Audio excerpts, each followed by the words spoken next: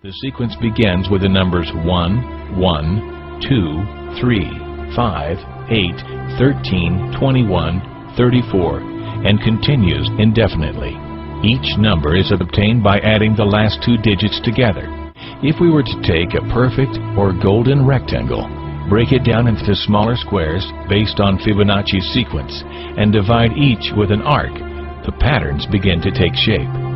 We begin to see Fibonacci's spiral. The spiral in and of itself is insignificant. Its importance is revealed in where we find it. Take, for example, the sunflower. The display of its florets are in perfect spirals of 55, 34, and 21, the sequence of Fibonacci. The fruitlets of the pineapple create the same spiral based on the sequence. The pine cone does the same. As currents move through the ocean and the tide rolls onto the shore, the waves that bring in the tide curve into a spiral that can be mathematically diagrammed onto a plot at the points 1, 1, 2, 3, 5, 8, 13, 21, 34, and 55. Buds on trees, sand dollars, starfish, petals on flowers, and especially the nautilus shell are formed with this exact same blueprint. With each segment of growth, the nautilus adds to itself one more value on Fibonacci's scale. This blueprint can be seen around us on a small scale every day, but the greatest example of all is directly above our heads.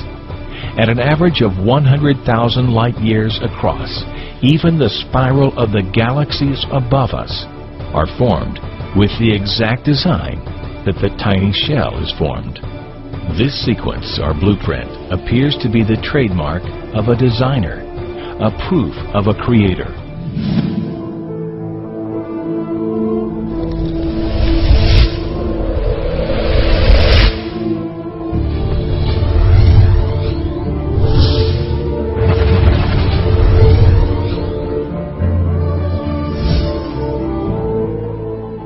You speak about God.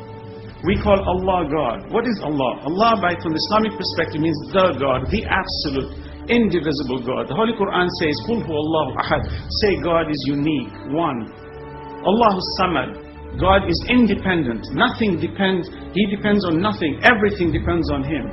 Lam yalid. He does not beget, nor is He begotten, nor is He born. This absolute God has no frame of reference. Frame of reference implies something that is bound within time, matter, and space. The problem with these arguments is we keep constantly debating on the issue of bringing God to the relative world. The relative world cannot exist without an absolute creator, and that's the argument.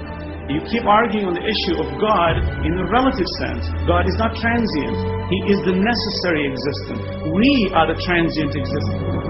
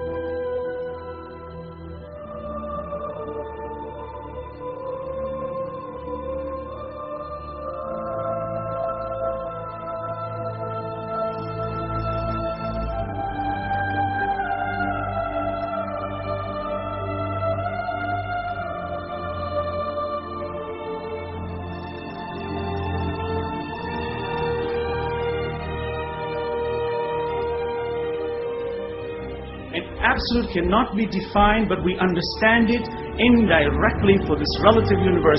It never exists without an absolute creator.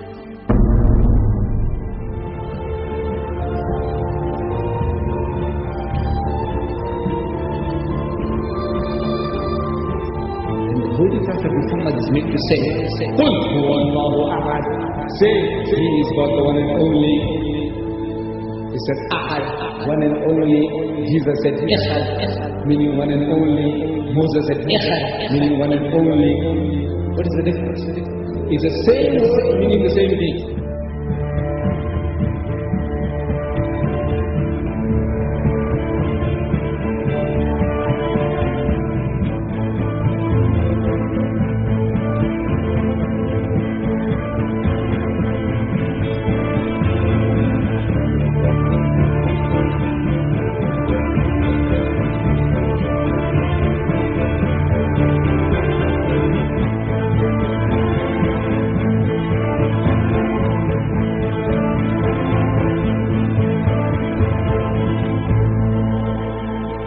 Muhammad could not have known these facts about human development in the 7th century because most of them were not discovered until the 20th century. Muslims and others are justified in concluding that these facts could only have been revealed to Muhammad by the one who knows all about us, not only about how we developed, but how we lived and functioned. The unity of these three faiths consists in the unity of God.